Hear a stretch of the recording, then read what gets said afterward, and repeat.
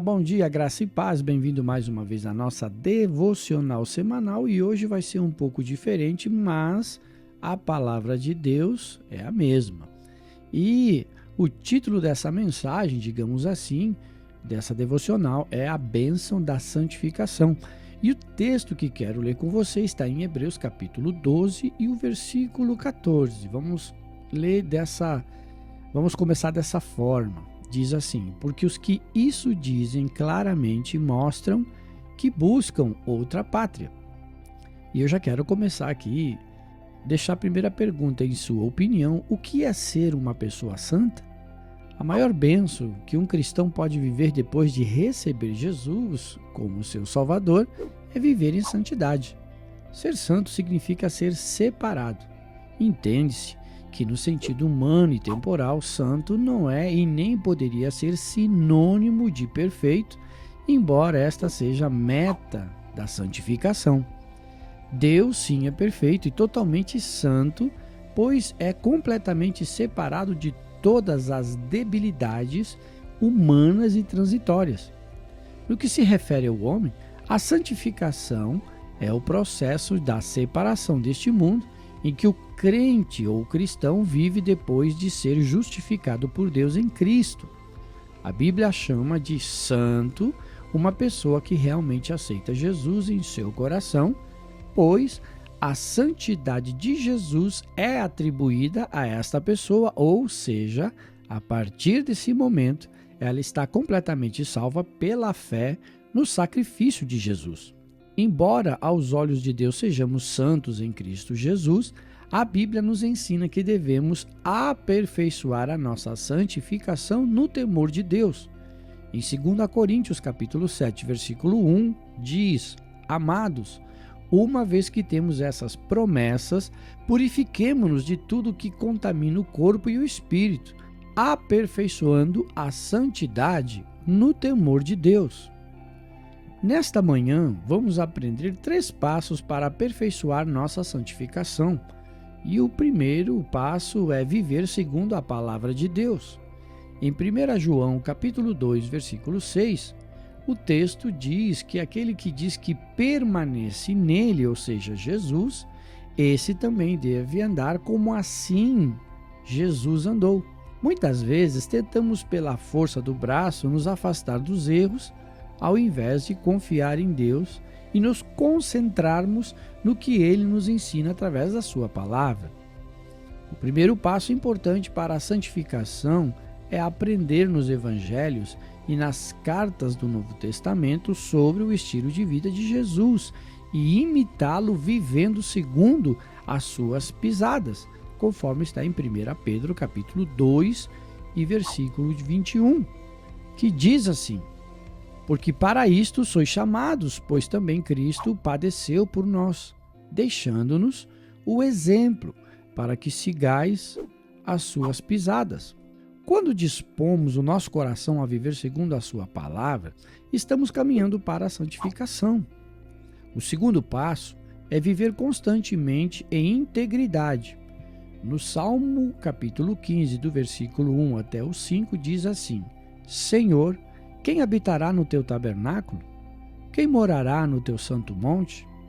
Aquele que anda sinceramente e pratica a justiça e fala a verdade no seu coração.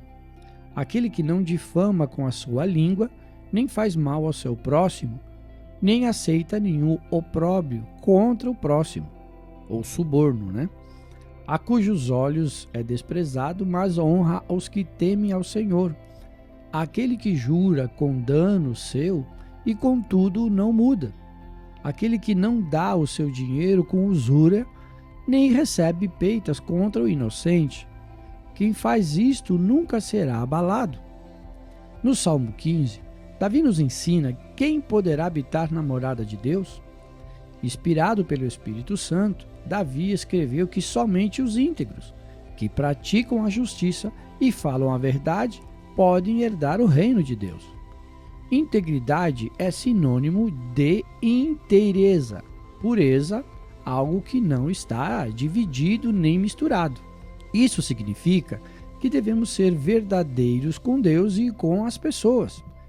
Em Atos capítulo 24, 16, diz: "E por isso procuro sempre ter uma consciência sem ofensa, tanto para com Deus como para os homens."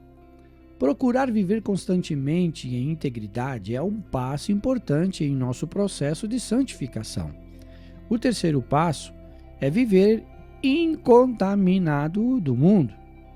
2 Coríntios capítulo 6, versículo 14 até o 18 diz assim: "Não vos prendais a um jugo desigual com os infiéis, porque que sociedade tem a justiça com a injustiça? E que comunhão tem a luz com as trevas? E que concórdia há entre Cristo e Belial? Ou que parte tem o fiel com o infiel? E que consenso tem o templo de Deus com os ídolos?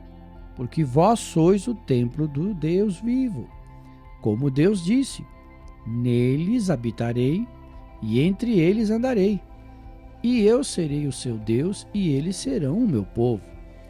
Por isso, saí do meio deles e apartai-vos, diz o Senhor, e não toqueis nada imundo, e eu vos receberei.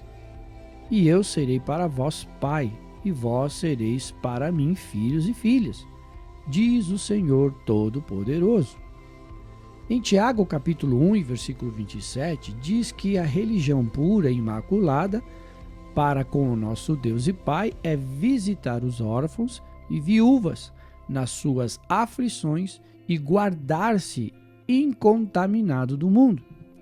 Muitas vezes o nosso estilo de vida envolve muitas coisas que não agradam ao coração de Deus, como, por exemplo, falar mal uns dos outros, não honrar o que falamos, mentiras, maus hábitos, amizades erradas e etc.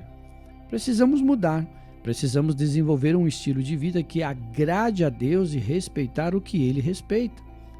A conclusão que podemos chegar: você quer ser um amigo de Deus?